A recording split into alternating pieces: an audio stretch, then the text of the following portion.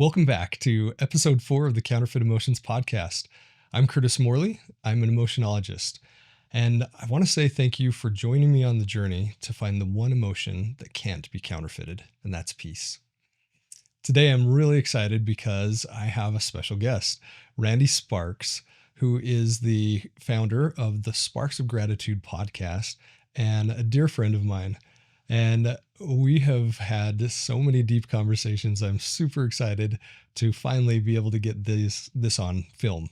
So, Randy, welcome. Well, thank you. It is an honor to be part of this conversation. I'm so excited that you've got this started finally. Thanks, man. And I wanted to start the conversation just talking about gratitude and kind of sharing your story of why you created the Sparks of Gratitude podcast. Why did that become a thing? And I know about the journals, and I would love you to share a little bit about that as well. Like, why is gratitude so important to you personally? This is a great question. It all goes back to maybe 10 or 15 years ago. My wife and I would visit with Dr. Paul Jenkins, who was the author of a book called Pathological Positivity. He's a positive psychologist, and he was just really helpful for us over different periods of our marriage and parenthood, and a lot of my extended family as well had visited with him. And one time we were visiting with him, and he invited my wife and myself to just keep a daily gratitude journal. And we're like, okay, we'll try that. And I mean, it almost felt like a nothing thing, just something extremely simple. And so we did. And my wife, the funny thing is my wife says to him, that's so funny because I just ordered 2 gratitude journals like the day before. And so she's like, I'm already ahead of you. And so we got those, and I just said, okay, I'll do that, and didn't really think anything of it. And so I started keeping, 5 minutes a day gratitude practice. So super simple, just simple, 5 minutes, like 5 minutes a day. In fact, it was called the 5-minute journal, which people can find online. It's called the 5-minute journal, and it outlines something where you do 3 things you're grateful for in the morning, and 3 things that'll make today great, something like that. And then at the end of the day, kind of a recap of 3 things that were great today and 1 thing I could have done better. And it gives kind of prompts of how to do that. And it just kind of became a habit that I would do that every day. And I kind of gave myself pats on the back that I had consistency and things like that. But I didn't really think anything of it like it was a major process. Mm-hmm. However, what I did notice after not too long was that I started to feel different. In what ways? Well, I noticed that there were certain things that I would normally get impatient about, or things that I would be resentful, or maybe respond sharply about. And suddenly I just kind of felt like things didn't bother me as much as they might have. Think of like frustration while driving, or children, bothering you, or things that might kind of trigger an emotion in me. I just kind of would roll with it because I started to see gratitude. And how long in that process did you make the realization that the things that were triggering before were no longer triggering? I think what helped me notice it was that my wife and I would talk, and she would talk about like how she would notice things. And we talk about our gratitude practice, and she would point out things that she was noticing, which would make me more likely to notice what I was seeing in my life as well. And so, and then the 2 of us just came together. I don't think this was something that took like years of like, oh man, like we were at it for 10 years before it finally clicked. Really, I think it was in a matter of weeks that something changed, and all of a sudden I started seeing gratitude around, or seeing reasons to be grateful. And to be honest, this really started at like superficial. Like, I am grateful for chocolate chip cookies. I'm grateful for... Was that really one of them? Was chocolate chip cookies? Yeah. It's like, what am I grateful for? For Disneyland, Diet Coke, chocolate chip cookies, my wife, hugs with my kids, the things that are really easy to be grateful for. And guys, there's nothing wrong with that. These are really important things to be grateful for. But one thing Dr. Paul taught us about is that what really powers it up is to find gratitude in the hard stuff. And so that's what kind of changes when we mixed in saying, yes, I can be grateful for the obvious things, these given gifts. It's wonderful to have a hug from my child, or I guess some of these obvious things. But what about the challenges in life? Can I find gratitude in that? And so he invited us to choose something that's difficult. And how do you find gratitude through that? So where did that take you? It was hard at first. I didn't really understand how to approach that because... Did you feel resistance when you thought, of course I did. I'm going to be grateful for the hard stuff? Did you feel like, wait a minute, no, I need to be miserable because of the hard stuff? Or what was the experience there? Yeah, well, but just think how easy it is. It's very easy for me to complain about having some challenge in my life and say, oh, like, man, I mean, just what's common conversation that you have when you show up at work or you're talking to your friends? You're like, oh man, this weekend was hard, or, you know, and like just simple conversation that people engage in, myself included. Like, guys, I've got news for you. I'm human and I have these conversations and I feel these emotions and I don't enjoy friction and frustration. And so to find that, but what I noticed is that through the practice of expressing gratitude for the things that are kind of easier, that opened my heart to be able to find the gratitude in the stuff that was more difficult. Right? It was priming the pump. So it's kind of like a stepping stone. As you felt gratitude for the simple things, you could deepen that and you could step up a level and start to feel grateful for all things. That's how it was for me. And Curtis, listen, I'm just a guy. I'm a dad and a friend and a husband, and I've got a job, and I just live life in my version of what life looks like. And I don't think I'm an authority on the idea of gratitude, but what I found was that it was a meaningful practice for me, so much that through, I don't know, 10 plus years on and off, I had these consistent bouts of a written daily gratitude practice. And even in the periods where I didn't, it was all like a mental thought exercise where I would look and notice gratitude. And that kind of changed things for me. And then my wife I went through a pretty tough thing. I split up with a partner at work, which kind of was unexpected for me. We'd worked together for a long time, and it kind of blindsided me. Looking at it in hindsight, it's so interesting to look back at it actually with gratitude. Yeah. But it was a very painful experience at the time. And one of the things we noticed going through something that to that time was one of the most challenging things that I had faced, I felt lots of emotions. I felt betrayal. I felt loss of identity. I felt so many things through this process. But my wife and I started to notice, even through, maybe I laughed about looking back now at like how bad it hurt.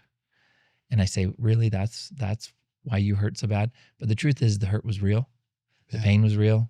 The feelings that I had about a sense of betrayal or rejection or something like those were the emotions that I actually felt. And that was hard. And it was really hard to get through it. I was in this depressive funk for months.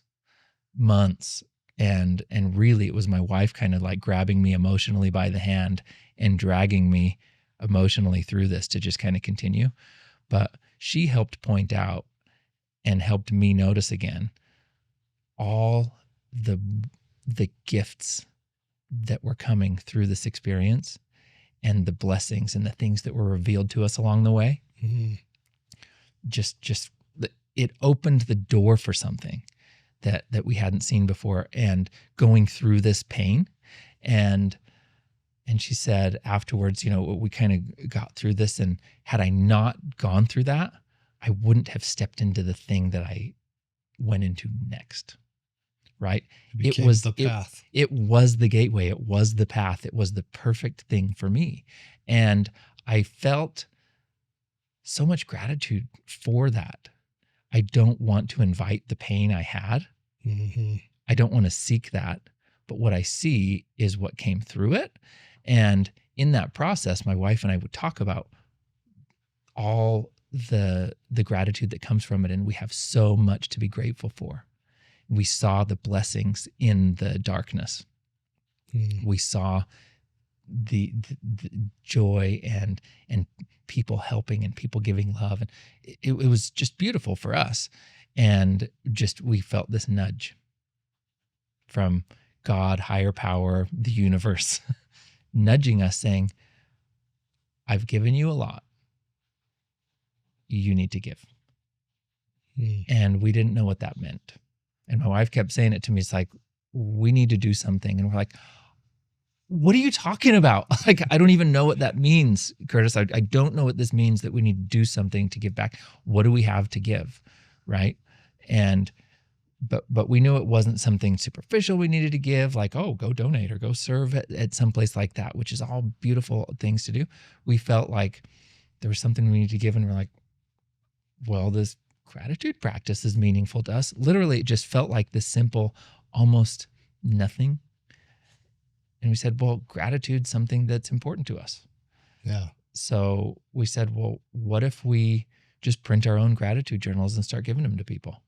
And so we came up with the name Sparks of Gratitude and started printing gratitude journals. And that was it. And I thought, what a cool name, Sparks of Gratitude. I'm very grateful that my last name is Sparks. So thank you to all of my ancestors who passed that down. And so we didn't. I mean, I've given away thousands of them so far. And that's, I think, the first time I met you, you gave me a gratitude journal. And yeah, it was something I'm really grateful for. Well, I hope so. And I do know that you practice gratitude. We've talked about it so much. And you actually gave me a tip after I gave it to you, because my prompt in my gratitude journal is, I am grateful for, and gives space for someone to enter, 2 or 3 things that they're grateful for as their prompt in the morning. And you said, what really adds to this is to say, because. That's where the magic happens. The magic happens in the because you say, I'm grateful for this. And in my head, I know, well, I'm grateful for that because of something. But going through the exercise of me honoring the because. Yeah. So I'm grateful for my mother because, right? It was recently Mother's Day when this recording was happening. Yeah. Yeah. Who knows when this is going to get published, but it was just Mother's Day on Sunday. And I'm grateful for my mother, who, after having 5 kids, chose to have another one, who was me. And every year on my birthday, she would tell me the story of when I was born and how I just did not want to come out. And the doctor told her that she was struggling and she was worried that she was going to die. She thought she was going to die. And she had an emergency C-section for my birth. And for years, on the night before my birthday, she would tell me the story that she thought she was going to die giving birth to me. And I just think back to that of like, oh, my mom's just being sentimental. Like, it didn't connect to me that well intellectually. Like, my mind didn't connect to that. But what my mom was doing was she was connecting to my heart all that time. And I'm so grateful for my mom. And so this is just one because. Yeah. When I say I'm grateful for my mother, because. And so I could say the same thing every day in my gratitude journal. I'm grateful for this. It could be the same thing. And I could add a new because every day. The magic happens after the because. When we're grateful and it's for X because of Y, it changes it. It changes it completely. And even just saying that I'm grateful for X without the because is a phenomenal start. But, like, perfect example, I'm grateful for Patty, my wife, period. When they say that, how does that feel? Right? It's like, oh, that was sweet.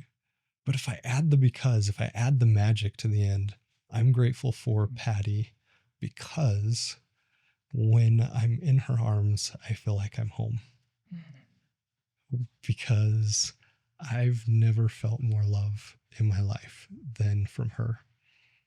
Because when I look into her eyes, I see forever. And now how do you feel? I know how I feel. I'm ready to pull out the Kleenex. But the magic happens after the because. That's where the beauty of the gratitude really comes in. And I've been thinking about this a lot. Like, why is the because so magical? And I think it takes us from just a very transactional writing down what it is to being present and having to think about why. It's just like your mom. I'm grateful for my mom. One reason is because she almost died giving birth to me. That even after all the other kids, she decided to have one more.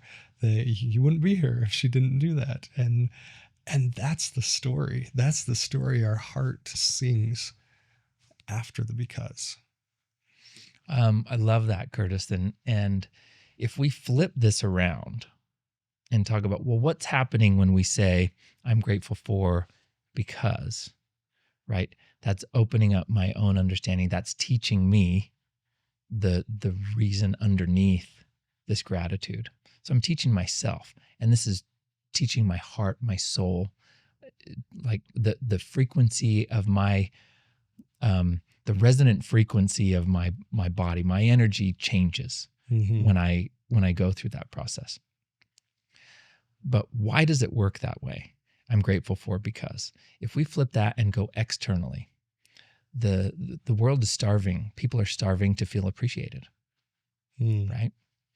And this individual exercise of writing in a gratitude journal is myself identifying what I am grateful for and why I am grateful for that. Yeah. Okay. So this is a very internal transformation that's happening now. It also makes it easier after that to go outward, because what happens if I do say that thing about my mother? And then I say, oh, well, if people are starving to feel appreciated, what if I then go out and say, Mom, I just wanted to tell you, I'm so grateful for you because, right? I feel that. And so this is an invitation to anybody is to reach out to somebody for whom they feel gratitude and to express that to them. And it only takes a moment, right? This could be a text message that you do right now is think of somebody that you are grateful for. Send them that message. I am grateful for you because. Yeah. And let it fly, right? But think about this. If this is in the workplace or in your relationships, I just listened to a little clip, a reel on Instagram from the Mel Robbins podcast. And there was a relationship and sex therapist on the podcast. And Mel Robbins asked her, what are 3 tips that you can give to people to have better relationships? She said, well, one of the first is gratitude. Yeah. She says, and I don't have all the research, but she said, research has shown that gratitude is the biggest indicator of successful relationships. Because if my partner feels that gratitude, that appreciation, right, and that's expressed and received, that's going to improve that connection and relationship in all different aspects, from emotional, physical, spiritual, right? So that can expand. But how does it happen? It just say, I'm so grateful for you. It's like, but what if I say and share my appreciation, right? Specific appreciation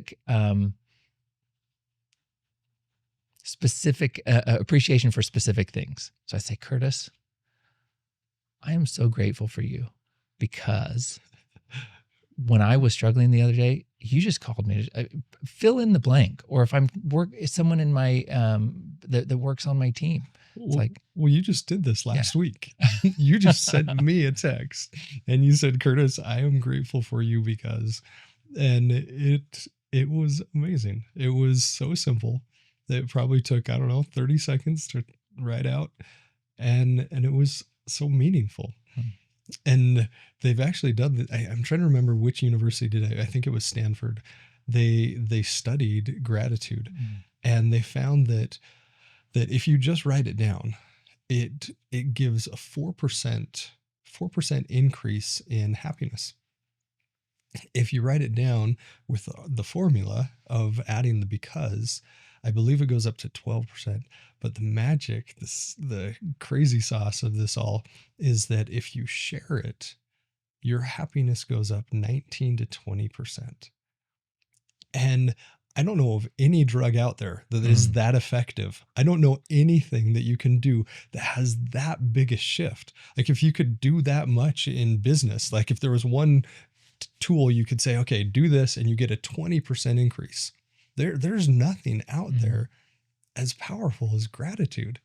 You can't take any drug, any antidepressant, none of that will get you as big a boost as gratitude, especially when you share it. There's a video from Soul Pancake on YouTube that they go through this exercise and they have people write it down and then they have people call and express it and say, this is why I'm grateful for you. And just watching that video, you get the same increase, just feeling that boost in happiness and joy and connection. That's one of the big things is gratitude connects. It's one of the great connectors. And, at this point, if you're watching this, I'd invite you to hit pause and do exactly what Randy just said. Hit pause on the podcast for 2 minutes. And when you do, reach out to someone that you're grateful for today. Text them, call them, send them an email, but just hit pause and send that and then come back. So ready? Here we go. Pause. All right. Welcome back. So yeah, the gratitude is so incredible because I think it may be the biggest boost of anything that I know is gratitude. I believe that. I say on my podcast all the time is that gratitude changes lives, but even more, it saves lives. Go deeper on that. Well, think about what does a grateful heart feel, that the resonant frequency. I mean, you and I talk about this a lot, that every emotion has a frequency. Yeah. And there's a lot of research and data on this, but everyone listening has experienced vast ranges of emotion, right? I've felt everything from despair to resentment to anger to sadness, sorrow, guilt, shame, joy, love, empathy. Like I've felt all of these different emotions. Well, pause and think about what do each of those emotions feel like. If you imagine like you are a resonant frequency, well, low frequency emotions. These are, well, and but what are our lowest frequency emotions, right? Yeah. And then where does gratitude fit in this? Right up near the top. Yeah. Right. And so just think about what someone who's just embodying or living or inviting a higher frequency into their body. We are energy, right? You've been around somebody who just resonates, who just has just this positive, uplifting resonance about them. Yeah. Right. And you've been around the one that's kind of like the downer. The Debbie Downer. Okay. Yep. Which has been me lots of the time. Okay. But if that goes too deep, we can get into deeper stuff, right? Where, shame and depression can kind of take us spiraling down inside ourselves, right? But if we can find gratitude, well, gratitude can be a way out of this, right? Gratitude creates belief and purpose. It belief and understanding of myself, my own value, the value of others, right? I can extend that beyond. You and I were talking about before we started this idea of presence and stillness. So this is one thing I think where gratitude is seen, like it's found in stillness and presence. Because what does it do if I'm worried about tomorrow, the next day, next year, and I'm worried about the future? What where is my mind? Where's my energy spent? It's all this anxiety of something that hasn't even arrived yet and may not ever, right? So anxiety is this stress and worry about the future. But what's the version of when it's the past? Fear. Fear. Well, and so if and fear and regret. For things in the past. Yeah. Yeah. And then it's anxiety about things in the future. Well, neither of those have anything to do with the only thing that we have is this moment. Everything right? else is not real. Yeah. Right. And so I believe that, let's talk about stillness for a second. So think about stillness. I mean, what comes to your mind when you think of stillness? Where can stillness exist? Inside. Right? Stillness can exist inside. What is what could stillness look or feel like? Does it mean that it's quiet? Not necessarily. Right? Stillness can exist. I can find stillness in the midst of like chaotic surroundings, right? Yeah. If I can find my own presence and stillness, I often find that in my breath. Like, how do I pull myself into the present moment and remove myself from the sorrow of the past or the anxiety about the future?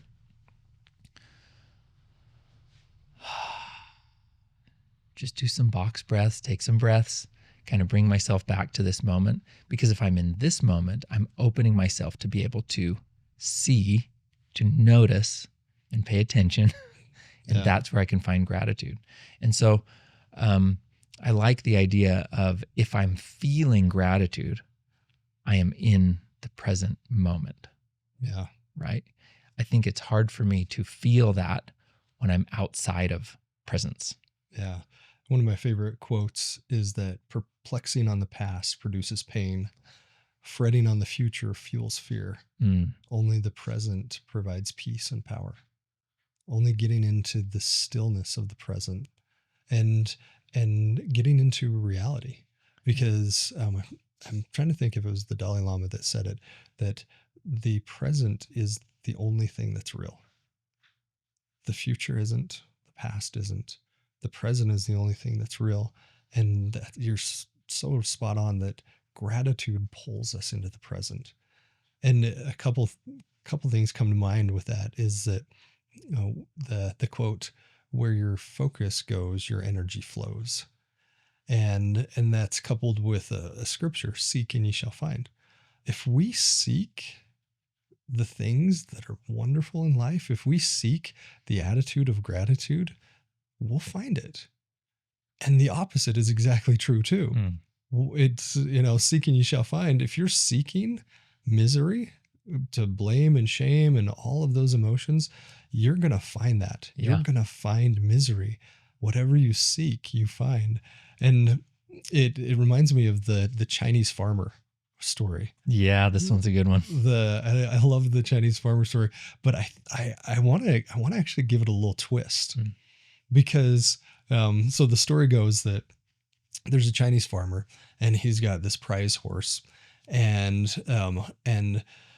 the horse breaks out of the corral and runs away.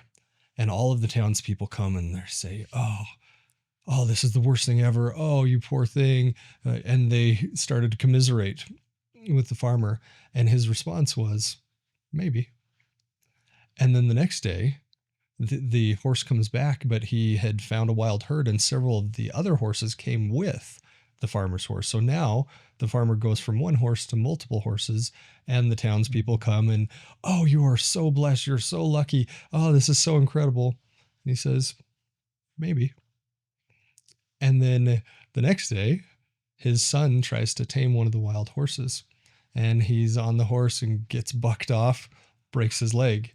Again, the townspeople all flood in and they're like, oh, you poor thing. This is so horrible. Oh, I can't believe your son is going to be in a cast. And the farmer says, maybe it's horrible. Maybe not.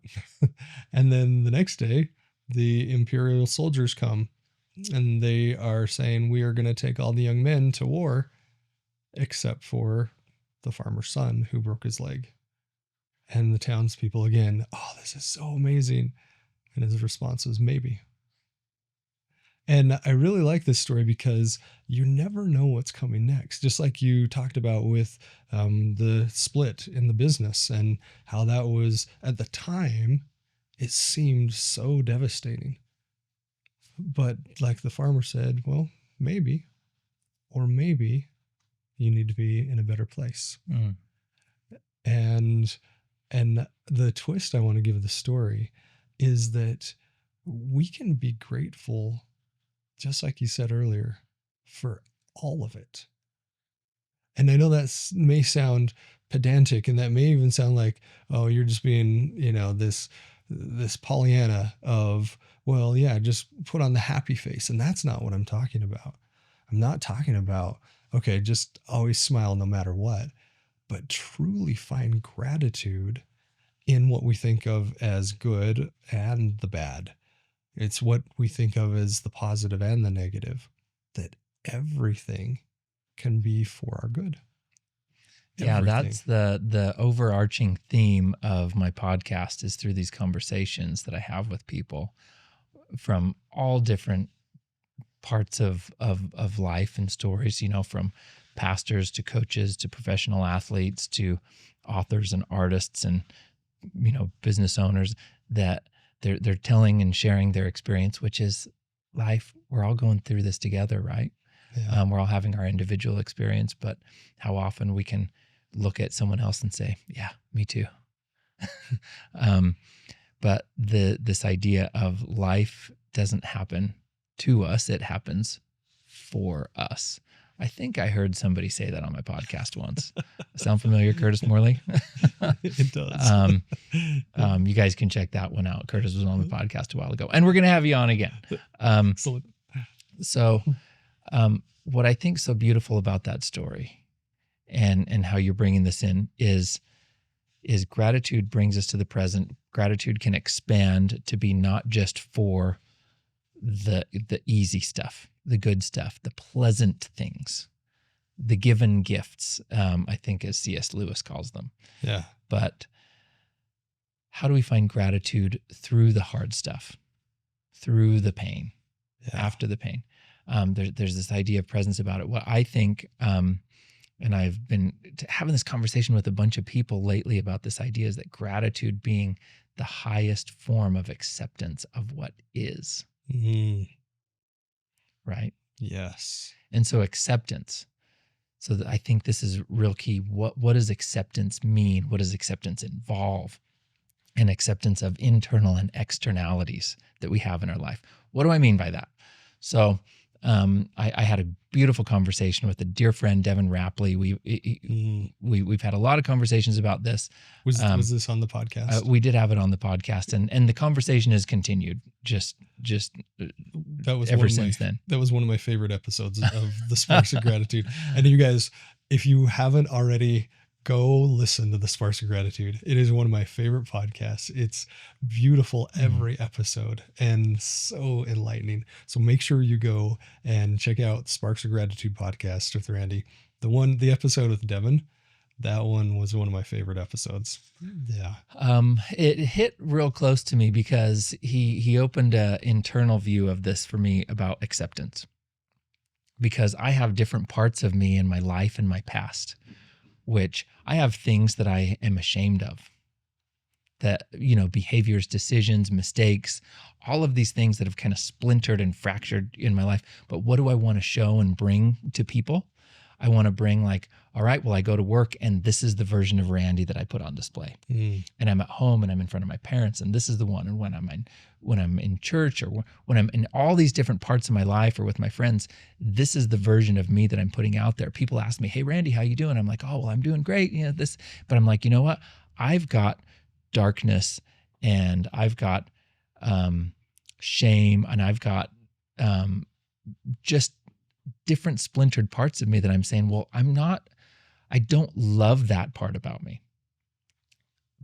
And so I've tried to, like, just hide those and say, well, I'm only going to show the good parts of Randy out to the world, because that's what's acceptable. That's what's appropriate, right? But what is and who is Randy Sparks? Not just this part of me. All of it comprises me. Yeah. Can I be grateful for all of me? And it's not extinguishing things inside me that have happened. Exiling. Or exiling them, which is what I've tried to do my whole life. Oh, yeah. Is like, let me just lock this stuff away. And, but instead, making peace with it and saying, no, that is part of me. If it weren't for these experiences, these decisions, these ill-timed comments, these mistaken behaviors, the things that I'm ashamed of, well, that created the Randy that exists today. So internally, acceptance might mean expanding my capacity to love all of who I am, not just these, what one may perceive as the good parts. Yeah. No, all of it is me and all of it is good, right? So here's an exercise that I would invite anybody to do that helps with that, is writing the letter of gratitude to your past self, right? Because who am I except for the version of me that my past self created? And someone who cannot forgive and show gratitude for themselves is going to have a tough time forgiving and showing gratitude for someone else. So if you go through this exercise, just take 20, 30 minutes and take out a piece of paper, and you can go back, as long as you want, or just express gratitude for a past version of yourself from 5 years ago, whatever it is. Just start writing to yourself, a letter to your previous self. I am grateful for you, Randy, because, right? The Randy of yesterday. Because what did the Randy of yesterday do? What were the struggles? What things did I endure? What things did I accomplish and overcome and do? All of that. This is the exercise in how far I've come, right? And that simple exercise just expands this capacity for me. I mean, it'll bring you to tears when you start writing this and you start acknowledging to yourself who you are, what you have done for yourself to become who you are now. And I don't care how terrible of a human you feel in this moment. When you start looking back at the gratitude that you can express to the person in the past that created who you are now, oh my gosh, this is going to expand you and you're going to open up. And the capacity that you have to create the future version of you just opens up and transcends all of it, right? Because now let's flip it around. And you could do it in reverse and write a letter to your future self. I'm coming to get you. Right? Because who is your biggest cheerleader other than your future self? Right? Because if I can understand that better if I look backwards and say, well, what did my past self do to create the current version of me? Well, what is the present version of Randy doing except creating the future version of Randy? Step by step, challenge by challenge, mistake, triumph, all of this is creating the future version of me. In my gratitude journal for months and months and months, I started adding a new sentence every day where I'd write, 3 things I'm grateful for, 3 things that'll make today awesome that I have control over. And then I would write a sentence to my future self. What would that look like? Oh, this went all over the map, Curtis. Sometimes I would write, dude, how in the world did you do it? Because this is really, really hard right now. And sometimes it would be the opposite sentiment of like, all right, today's for you. I'm building you. Right. And so, and if I look back and see this ongoing conversation, literally I'm having this conversation for my future self, because what's going to happen in a year or 5 years from now? That future Randy is going to be looking at this Randy right now, expressing gratitude for getting him there. So internally, this gratitude exercise can just hack me open. And then that's also allowed me a better opportunity to accept Randy, right? Yeah. All parts of me.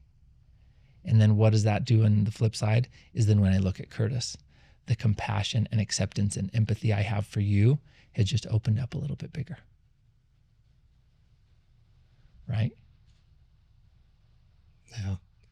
And that empathy, I love what you said, because when in that episode with Devin Rapley, talked about, there's a scripture, Matthew 5:48, that says, "Be therefore perfect." Mm.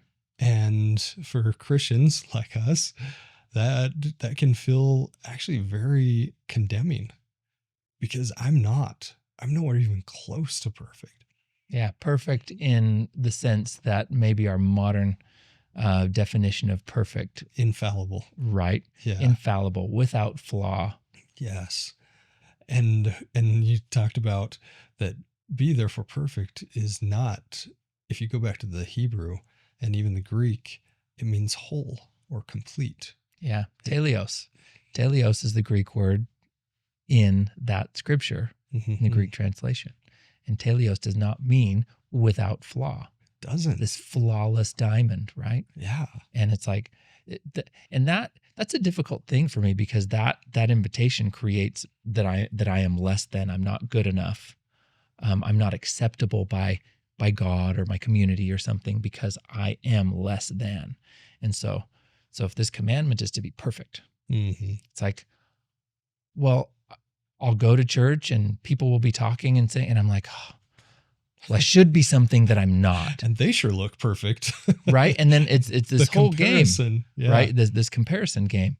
But when we flip that around and understand, well, what do they talk about? So talk more about what that means. Well, the idea, just like you were saying, of being whole. And this was the first time that I had ever thought of this concept of, I thought being whole or being complete means growing so much that you don't have any more flaws, going back to the infallibility. But you talked about be therefore whole, meaning that I've been fracturing my soul. I've been exiling pieces of me, saying, nope, you don't get to be part of me.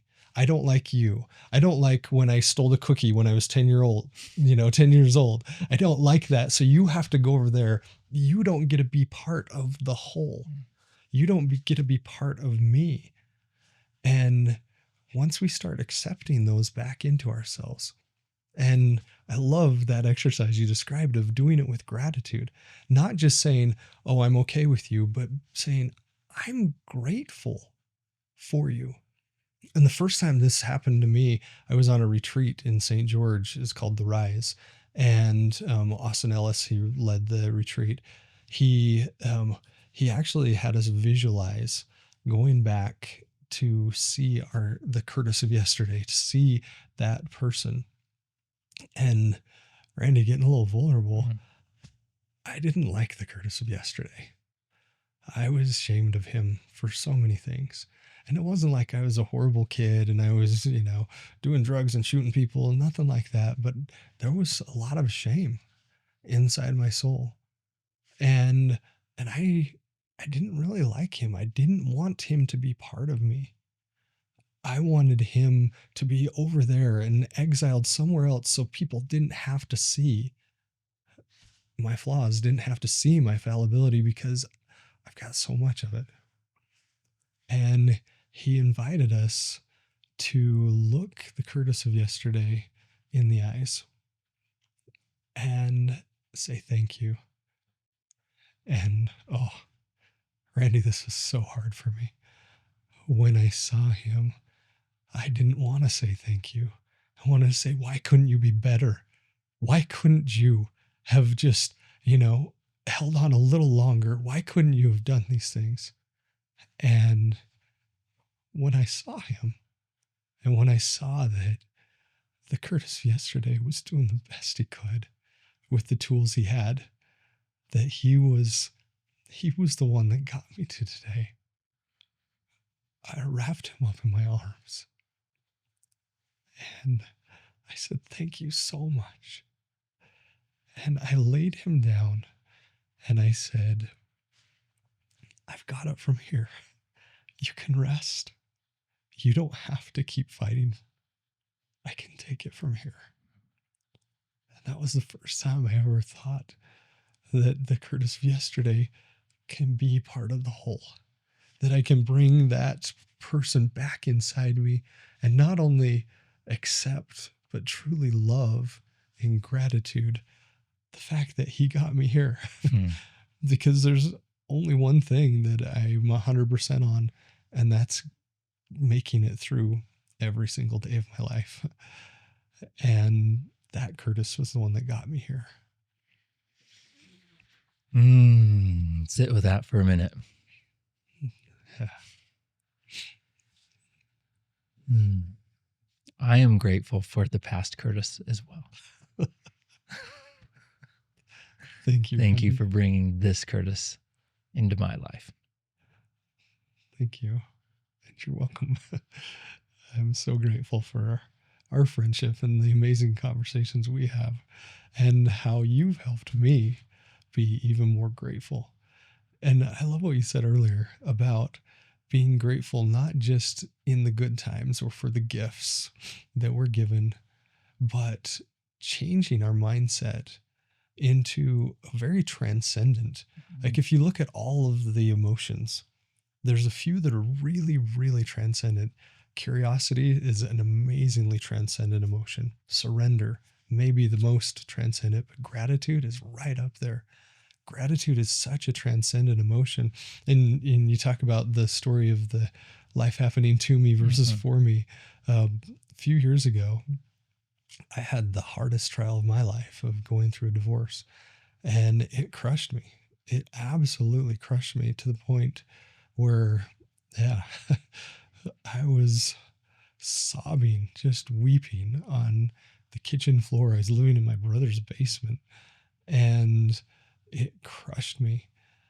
And I went to lunch with my friend Jesse Citrid, and I was going through the litany of all the things going wrong in my life, that complainer that we talked about earlier, and said, okay, this has happened to me, this happened to me, this happened to me.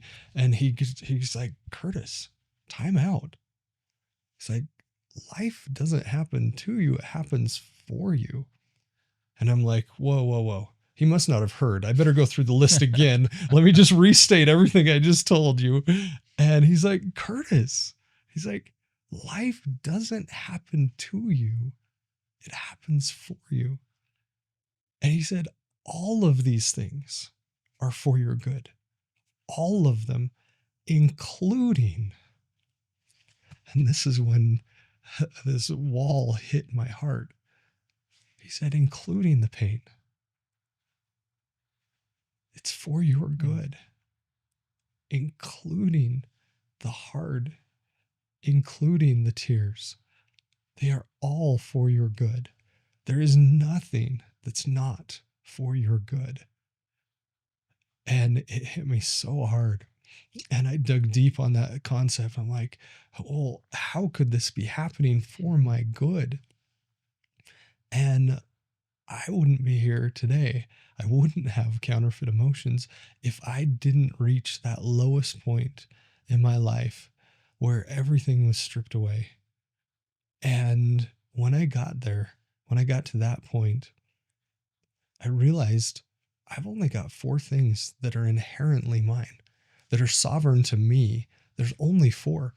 My car is not mine. My house is not mine. My bank account is not mine. Yeah, it feels like it, and it feels like we own these things, but in truth, they own us. But there's only 4 things that are inherently mine. And the first is my relationship with God and Christ. The second is my ability to choose. Sorry, that was first and second. The third is my ability to choose. Like Viktor Frankl said, the last of human freedoms is the ability to choose one's own action in any given set of circumstances. So we get to choose. That can never be taken from us. Our relationship with God and Christ can never be taken from us, and our soul. That's it. There is nothing else. I need one of these Kleenexes. There is nothing else that is inherently mine. There's nothing that is sovereign to me. And if you flip that, when I started to flip that, I was like, wait a minute. If nothing is mine, then everything is a gift. Everything. The fact that we can have this conversation, the fact that we can be such dear friends, the fact that, anything happens in life is a gift, and everything is a gift. And when I realized that I don't own anything, I don't have anything, everything is given to me, including this breath right now. That's a gift. When that shift happened, it changed just put on a smile and be happy to, no, this is not about faking it. This is not about, okay, I'm going to put on this superficial gratitude. It's about the fact that we can have these amazing connecting conversations. It's about the fact that I have a Patty in my life. It's about the fact that I get to take one more breath, regardless of whether that breath contains pain or joy. It's still a gift. Everything is a gift. So how do we approach that then? Because I don't want to feel grief or pain or any of these hard things. I don't want to go through the experience of losing my brother-in-law who died by suicide. I don't want to go through losing the job. I don't want to go through any of these things, all of which bring terrible grief and pain, right? Yeah. So must I feel gratitude in that pain? I think the word must says it's a requirement, but I would say you don't have to feel it, but you can. You can feel it. And this is one of my favorite books, the Book of Joy. And the Book of Joy is a conversation between the Dalai Lama and Archbishop Desmond Tutu, who was one of the uniting forces in ending apartheid. And their conversation is fascinating because they talk about the Dalai Lama when he was 14, how the Chinese soldiers with machine guns came into his village to kill him. And that was their assignment, was go kill the Dalai Lama. And he, in the middle of the night, had to escape in bare feet with the things that he could grab in the moment. That's it. And he escaped from the village, didn't get killed, but then he was exiled from his own country. He was exiled from his people. He was literally chased at gunpoint from his village. And Desmond Tutu, as the Dalai Lama is sharing the story, Desmond Tutu says, "Isn't that wonderful?" And when I'm listening to this, I'm like, wait, soldiers chasing you, trying to kill you, exiling you from your own country, from your own people, as the religious leader of the entire country. Now you don't get to be there. And I'm thinking, what is he talking about? Isn't that wonderful? Like, no, that's not wonderful. That's horrible. But then he went on to explain. He said, because now, instead of being the Dalai Lama to 6 million people, you're the Dalai Lama to 6 billion people. And he saw, kind of like the Chinese farmer, he saw that this was a blessing. He saw that this is a blessing. And it's funny because shortly after I had that conversation with Jesse at lunch where I was telling him all my grievances and all my pain, I went on a run, and by my house there's a pond, and it's almost exactly a mile to the top of the hill where it goes down into this pond below. And And this particular day, I was not, I was not feeling it. My legs felt like just stumps of wood as I'm clunking along the trail. And I call myself a runner, but really I'm a photographer. And that means I pull out my camera. I'm like, oh, that looks cool. That looks cool. Sunset, all of the things. And I'm taking pictures. And so I'm sludging along, and I get to the top of the hill, and there's this beautiful waterfall that goes down. It's gorgeous. And so I'm like, I'm just going to push pause on my run, and I'm going to go take some pictures of this waterfall. And I leaned over, there's a bush right there, and I leaned over so I could get just the right shot. I'm framing it just nice. And as I lean into this bush, one of the branches pokes me in the knee. And I'm like, oh, that's kind of sharp. I'm like, but I got to get this shot. And so I get the shot, and I pull away from the bush, and I realize that stick is still in my knee. And I look down, and it wasn't a stick. It was a wasp. And I watched as its stinger came out and went back in. And I'm like, oh. And so I start hopping around, smacking at my knee. And I said the words, I said, why did you do this to me, you stupid bee? And notice the phrasing. And then you heard yourself? Yes, that was exactly it. I heard myself say the words to me. And I was like, oh, wait a minute. Time out, time out. And there was a lot of pain. The wasp got me 3 times. There was a lot of pain in my knee. And I stopped myself, and I said, wait a minute. Instead of to me, let's go to for me. And I said the same thing. I said, why did this happen for me? And keep in mind, I was just feeling out of energy. My legs felt like wooden stumps. Like I was just not having a great run. And I thought, wait a minute, can this be happening for me? And if I would have said to me, I would have hung my head. I would have slumped back home, probably walked home, grumbled the whole way. Oh, bees, stupid bee, And instead I said, well, why is this happening for me? Or how is this happening for me? And I realized that at that moment in time, my body was so full of adrenaline. Like it was just this like super drug that somebody injected into me. And I'm like, wait a minute, my body is electric right now. It's on fire. And yeah, there's pain. There's pain. Let's not pretend there wasn't pain. But I was like, well, heck, if I've got all this adrenaline, let's see what I can do. My first mile was 8:33. My second mile, I ran down that hill, ran around the pond. My second mile was a 6:22. It was over 2 minutes difference because all I did was switch the question. If I had stayed with the to me, I would have probably walked home and, turned on Netflix and grumbled some more.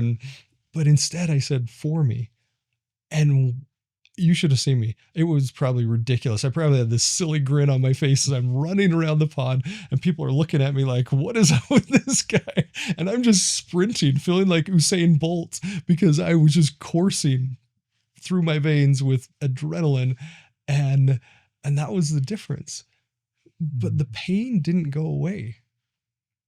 The pain was still with the joy.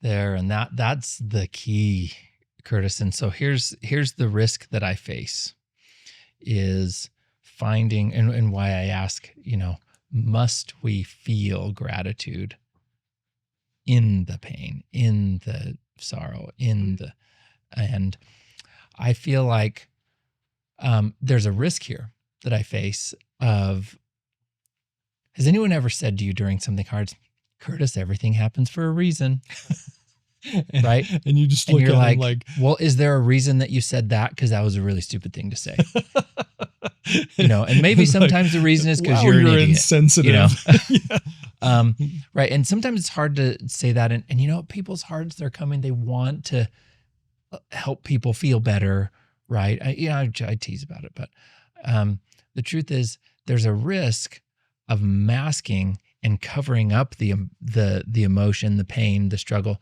the for me. Mm-hmm. If we just say, no, everything's great, right? We're covering up and hiding the opportunity for it to be for me. When we don't allow ourselves to feel, acknowledge the grief, pain, sorrow, guilt, right? All the hard stuff must be felt. Someone told me once that emotions are meant to be felt, but not held, right? Curtis Morley. So you still had the pain. You felt the pain. You acknowledged the pain. You let it come through you. And this is in a perfect illustrative example of being stung by a wasp. Mm-hmm. But just plug that into anything. Now I can acknowledge the pain through grief. I will accept that I don't need to feel gratitude in the moment. Yeah. I can feel the grief. I can feel the moment. And I can have hope for gratitude will come. Right? But I need to allow myself to feel the sorrow, the pain, the grief. Accept. Right? Accept that. Not hide it away, right? Yep. Not mask it, cover it. Everything happens for a reason, right? To make myself feel presumably better, right? It's like, no, accept that challenging moment, emotion, accept it, right? And then through that acceptance, allowing myself to feel that, then I can process it and let it go. And then that makes room for the next one to come in. So you can go back in time. And this is another part of the exercise of going back to where you said you looked that previous version of Curtis in the eyes. It's now you can transform that experience from the past, from something difficult, and you can go back and accept it as, oh, wow, look at all the gratitude I see for that moment. In the moment, I felt this. Yeah. Pain, challenge, guilt, grief. But now when I go back, future Randy can go back to that moment and honor it and find gratitude in it. Yeah. Right. And so that's where I say, I accept that I might feel hope for future gratitude in this experience, but allow myself to expect and feel the current experience. I wouldn't go as far as to say, you need to feel grateful for this hard thing you're experiencing. Yeah. Right. Those are dangerous words. Should is so damaging. So, yeah. And yeah, I love how you put that, is the sequence of when we feel pain, there's purpose. There's purpose in the pain. So instead of trapping it in the steel box in our heart and saying, nope, I'm not going to look at you. I'm going to pretend you're not there. I'm going to avoid. I'm going to numb. You just have to stay there in that steel box in my heart. And yeah, what you were saying before, there are a few emotions that are not meant to be held, but they're meant to be felt. And pain is one of them. Pain is one of those emotions that it's not supposed to be trapped inside our bodies. Pain is meant to move us to action. It's meant that there's a reason for it, and we need to honor the pain instead of pretending like, oh, it didn't hurt. Don't worry about it. Oh, you know what? There's a silver lining to everything. It's not that. It's, this hurts, and I'm going to honor the pain because the pain is going to take me somewhere. And in the simple example of the bee sting, it took me fast somewhere. And there was actually one more level. So the first level of why is this happening to me? That's a victim statement. That I'm going to play the victim. I'm going to live in misery. And misery doesn't belong with gratitude. The two don't mix. But then if I change that question, so if I'd simply say, how is this happening for me? Not excluding the pain, not saying, well, just be chipper about this. No, saying, why is this pain happening for me? Then we can go from victim to victor. But there's one more level, and that's from victor to vessel. And we can ask another question. How can this happen through me? To me, for me, through me. When we ask the question of how can this happen through me, then all of a sudden we're not just honoring the pain and feeling gratitude inside. Now we're saying, how can this help others to learn, to grow? And the simple bee sting example, I went home after my speedy run and I sat down at my computer and wrote an article for Forbes magazine. And that's been read by over 72,000 people now.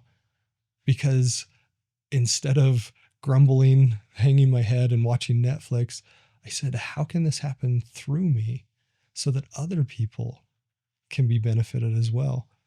And that's led to speaking engagements and all sorts of amazing things just because I changed the question. I changed the question from to me to for me. And then I asked an even higher question, how can it happen through me? And when that happened, then I was able to share that experience with others and share the beauty along with the pain. It's beautiful, Curtis. Thanks, Randy. Yeah. And I wanted to ask you, let's see. Yeah. Okay. So I wanted to ask you as well, like, what do you think the opposite of gratitude is? I would think that there's two versions of this, and one is inward and outward. Gratitude, appreciation, and gratitude inwardly. So the opposite of my own embodied gratitude would be entitlement. So damaging. damaging. And then externally, it would be resentment. Right? Because I could appreciate and be grateful for someone because, or I could resent somebody because. Ooh. Right? Ooh. And that is a choice. But also inwardly, I can be entitled or I can be grateful. Right? And that's also a choice. I mean, what a beautiful choice that if I can be in my presence and choose gratitude, it is the antidote to resentment and entitlement. Oh, I love that. I love that. Go deeper on that. Well, but think if like there's no room for entitlement if I am grateful, right? Because then all of a sudden everything becomes a gift rather than something owed to me, right? It's gratitude for what is, acceptance of what is. It is a gift. And then all of a sudden I have just expanded my capacity for more gratitude. The more gratitude I have, the more gratitude I feel, right? Because everything becomes a gift when I end up in that space. Yeah. But also externally, and now these are ideas that I fail at constantly, Curtis. I think you might be human. But I believe them. I believe them and experience it, and then also am flawed in embodying it. Okay. And so, because I do notice myself feeling resentment toward people. And then if I'm in my awareness enough to catch that and say, oh, there's resentment, let me step underneath that and say, where is that coming from? Randy, ask myself those questions and come back into how am I grateful for? Right. And then all of a sudden I've literally felt like just resentment melt away in certain moments when I've been present enough to ask myself that question. Was it a physical sensation in your brain? Oh, I've had physical sensations where I literally feel like the chemicals in my brain just like flood, these positive dose of chemicals, dopamine, oxytocin, serotonin, and endorphins, it changes the dose, but also I almost see this version of the energy of resentment just kind of like transform and disappear and convert into something different, right? A new frequency. And like entitlement, how does it feel to feel entitled? Oh, it's horrible. It's always somebody else's fault. It's horrible. Right? And I should get this, right? And I'm like, well, I live my whole life again in that victim mindset of like, I'm entitled to everything. Everything should be given to me, instead of what if I shifted that into gratitude and appreciation? Now, all of a sudden, anything that comes, what a joy, right? And so these are the things that I aspire and aim toward, right? This is the things that I'm aiming my shoulders in that direction so that I can hopefully get closer and closer to that ideal that I'm aiming at. Yeah. And so this is the mission of Sparks of Gratitude, to share, to give people the gift of gratitude, right? To open the door for you to choose gratitude for yourself. You're a grown-up man, Curtis Morley. I can't tell you to do anything, but I can invite somebody to say, hey, gratitude's transforming lives. Gratitude can transform mine. Gratitude can transform yours. I could have conversations with people about how gratitude transformed their life. Where did they find gratitude through the triumphs and tragedies? And maybe somebody that listens to it will say, yeah, me too. I want to choose that. And hopefully this will change somebody's life. I promise it's changed one. And that's mine. Well, you've got to, because it's done mine as well. And I know Kathy also feels the same. And yeah, it truly is amazing, because like I said, gratitude is transcendent. Gratitude transforms our brain, transforms our outlook, transforms our future. Like, it really transforms our future. And I love that about gratitude, because when I get into that space, just like you said, I can feel it. The frequency is so different than entitlement. And entitlement is basically being bound by chains. This idea of I deserve the nice car and the big job and the fancy house, and I deserve all these things. We don't deserve any of that. Like, we truly don't. What we deserve, luckily, we don't have to get, because there's an atonement made and other things. How it's incredible. But just like you said, when we're grateful for all of it, including the pain, then all of a sudden the pain becomes, instead of misery or grief, it becomes a sacred sorrow. And the idea that when we shift our idea of pain, and this was me for sure, when I was younger, I thought pain meant that there was something bad. Either I'm bad personally, my choices are bad, that my situation is bad. There's some kind of bad happening because I'm feeling pain. And that's not true. It's not true at all. Pain itself is a gift. It is the fastest way to grow. It's the fastest way to become better, to become more. There is no faster way to get to who we want to become than through pain. And I look at like Corrie ten Boom, who wrote The Hiding Place, about her experience in what was it called, Rotenbrook concentration camp, and how she was put into this bunker with other women that was so full of ticks and fleas. They described it like blankets over them. And she was so disgusted and so miserable. And her sister Betsy, she said, let's start to pray. Let's start to pray in gratitude for the ticks and fleas. And what they found was, when they started praying for gratitude, they realized that the other bunkers that didn't have these ticks and fleas, the guards were in their bunkers all the time, abusing them and telling them what they can and can't do. And they realized that because of the ticks and fleas that were so thick, they described them as blankets, that they could open their scriptures, that they could have worship service, that the guards weren't abusing them because the guards were so disgusted. And when you think about that, the ticks and fleas were a blessing. It doesn't seem like it, especially if we feel entitled, especially if we feel, oh, I deserve a better bunker. No, I deserve better than this. We really don't. We are blessed to get exactly what we have right now. Yeah. And it's, again, it comes back to that choice, is what do we have? You know, Viktor Frankl said it, you quoted it. The only thing that we have is our to choose our attitude in any given set of circumstances. I've been playing with this idea. I don't know how to say it. This is my bumper sticker type thing of, gratitude is free.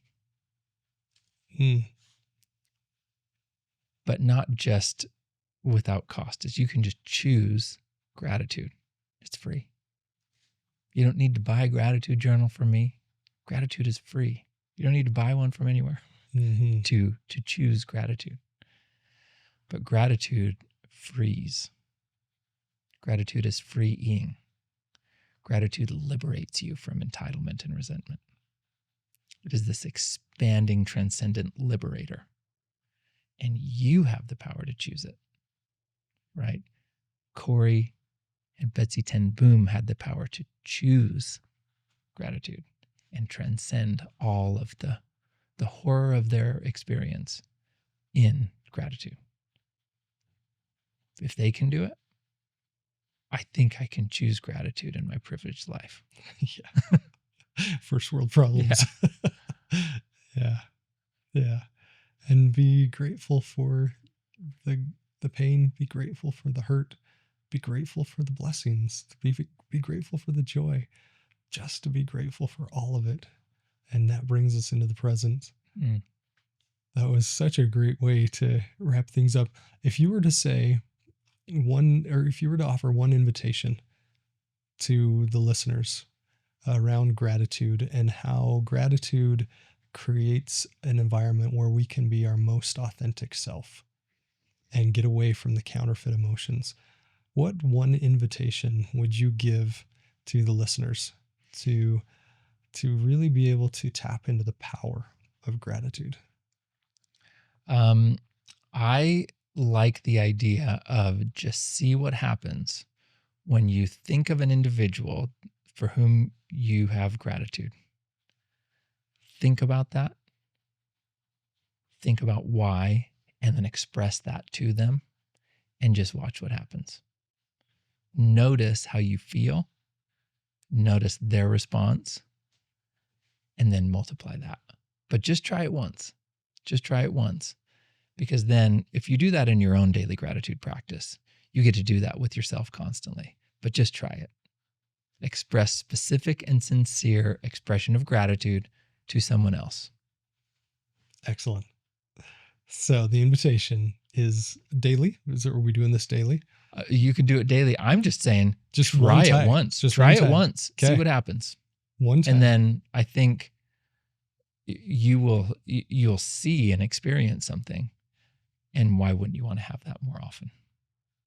So express true gratitude in the form of, I'm grateful for you because. Yeah. Be specific and sincere. So those are keys so that they know specifically why. It's not just, I'm just grateful for you. Yeah, those are nice words, but it's platitudes. It's but nice, if they hear, not kind. It's nice, right? But if they hear specific, they say, oh, wow, like I am appreciated. Randy noticed me because of this specific thing. Like if you're specific and sincere, this is something that you sincerely are grateful for, people will feel it. Number one, you feel it. Number two, the feeling you get to share that with somebody else, but then they get to have their opportunity to receive it. See what happens. That's powerful. Thanks, Randy. I'm so grateful for you and being willing to come on and share this beautiful message that can change hearts. Thank you so much. It's a pleasure. Thank you, Curtis. Awesome. There you have it. It's time to be grateful. And through gratitude, you can find your most authentic self and get out of the counterfeit emotions of entitlement, of misery, etc. And thank you for joining me on this journey to find that one emotion that can't be counterfeited, and that's peace. Until next week.